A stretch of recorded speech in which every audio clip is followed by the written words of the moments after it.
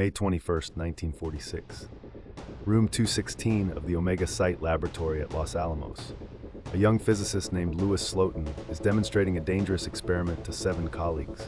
He uses a screwdriver to separate 2 hemispheres of beryllium-coated plutonium, known as the demon core. The screwdriver slips. The hemispheres touch. A blue flash of Cherenkov radiation fills the room. Slotin feels a wave of heat and a sour taste in his mouth. He knows immediately what has happened. He has accidentally created a critical mass, a self-sustaining nuclear chain reaction. In that instant, he received a lethal dose of radiation. He would die 9 days later, his body destroyed from within. The others in the room were also irradiated. This was the first of many criticality accidents that would claim the lives of scientists who worked with the very forces they sought to control. The men who worked with plutonium in the 1940s were pioneers, but they were also guinea pigs. At Los Alamos, the Manhattan Project's secret weapons laboratory, scientists routinely handled fissile material by hand with minimal shielding. They called criticality experiments tickling the dragon's tail. The demon core was a 6.2 kilogram sphere of plutonium, originally intended for a 3rd atomic bomb. After the war, it was used in criticality experiments to determine the exact mass needed for a chain reaction. These experiments were inherently dangerous. The goal was to bring the core as close as possible to criticality without actually achieving it. Slotin and his colleagues knew the risks. They had been warned. But the pressure to gather data was immense. Science, in their minds, required proximity to the edge. The warning signs were there, but they were ignored. In August 1945, just weeks before Slotin's accident, another physicist, Harry Daghlian, was performing a similar experiment with the same demon core. He accidentally dropped a tungsten carbide brick onto the core, causing a prompt critical reaction. He died 25 days later. The core was now known to be dangerously reactive. Yet the experiments continued. Slotin himself had been warned by colleagues that his technique was reckless. He used a screwdriver to separate the hemispheres, a tool that could slip. A more secure method existed using a mechanical shim, but Slotin preferred the screwdriver for speed. The culture at Los Alamos prized risk-taking. Safety protocols were seen as impediments to progress. The systemic failure was not just individual negligence, it was a culture that normalized danger. The decision that sealed Slotin's fate was made in a split second. On that day, he chose to demonstrate the experiment for a visiting scientist, Alvin Graves. Slotin had performed the demonstration many times before, but this time, as he lowered the upper hemisphere, the screwdriver slipped out. The hemispheres came together. The core went critical. Slotin's immediate reaction was to knock the hemispheres apart with his bare hands, breaking the chain reaction. This act likely saved the lives of the others in the room, but it sealed his own doom. He received a dose estimated at 2,100 rads. The threshold for death is around 400 rads. Slotin's decision to use the screwdriver and the delay in implementing safer procedures made the accident inevitable. It was a moment of hubris, compounded by systemic failure. Physically, a criticality accident is a burst of neutrons and gamma radiation. When fissile material achieves a critical mass, a chain reaction releases an enormous number of neutrons in a fraction of a second. This is not a nuclear explosion, it is a prompt, critical excursion. The energy release is thermal and radiative. In Slotin's accident, the core heated up instantly but did not explode. Instead, it emitted a lethal pulse of radiation. The blue flash was Cherenkov radiation, caused by charged particles moving faster than light through the air. The radiation ionized the air molecules, creating a visible glow. Inside the bodies of those exposed, the radiation ripped through cells, damaging DNA, causing immediate cell death. The symptoms of acute radiation syndrome began within hours. Nausea, vomiting, diarrhea, then a deceptive period of well-being, followed by the breakdown of the gastrointestinal tract and bone marrow. Immediately after the accident, the room was evacuated. Slotin walked out, reportedly telling his colleagues, I'm sorry. The core was left on the table, still emitting radiation.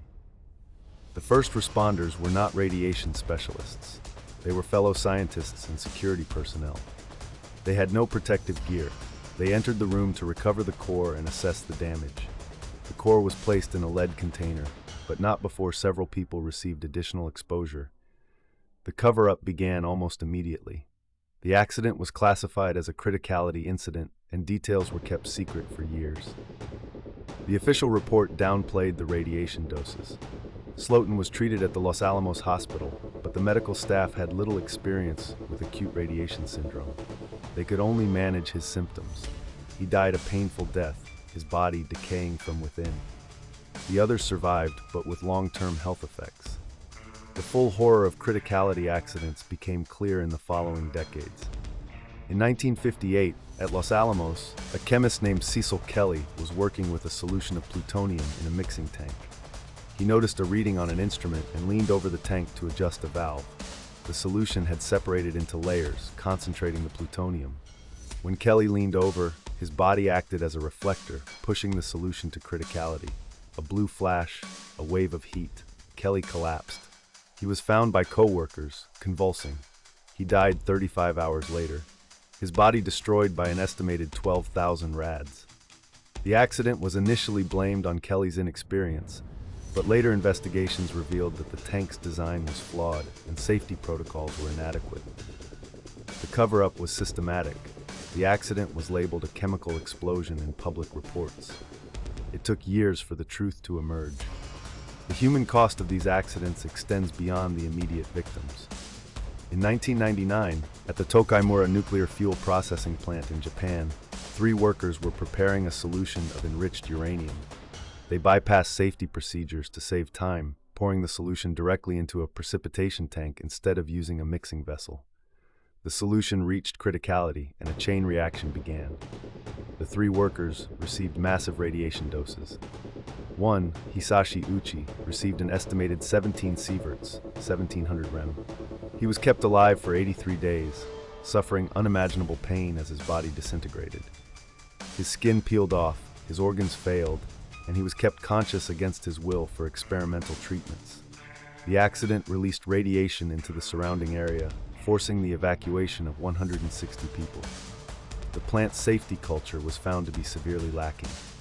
The cover-up included falsified safety reports and ignored warnings. The cover-ups and reckoning have been slow. After the Tokaimura accident, the Japanese government admitted that the plant had been operating without proper oversight for years. The company, JCO, was found to have falsified safety documents. 2 executives were convicted of professional negligence, but the broader nuclear industry resisted change. In the United States, criticality accidents have been systematically underreported. According to declassified documents, there have been at least 60 criticality accidents worldwide since 1945, resulting in dozens of deaths and hundreds of injuries. Many were kept secret for decades. The victims were often blamed, their deaths attributed to human error rather than systemic failures. The culture of secrecy in the nuclear industry, born of Cold War paranoia, has prevented the full reckoning needed to prevent future accidents. Even today, many criticality incidents remain classified. The legacy of criticality accidents is a cautionary tale about the human cost of nuclear technology. They have led to improved safety protocols, such as the use of remote handling, better shielding, and strict criticality safety limits. The Demon Core was eventually melted down and used in other weapons, but the fundamental danger remains. Every time fissile material is handled, the potential for a chain reaction exists. The accidents at Los Alamos and Tokaimura are not ancient history. They are warnings. The victims, Slotin, Daglian, Kelly, Uchi, were not just statistics. They were scientists and workers who trusted their employers and their tools. Their deaths were the result of a culture that prioritized speed and secrecy over safety. The nuclear industry must never forget that the blue flash is not a sign of success. It is a sign of death. Subscribe to Nuclear Disasters for more on the hidden history of nuclear accidents.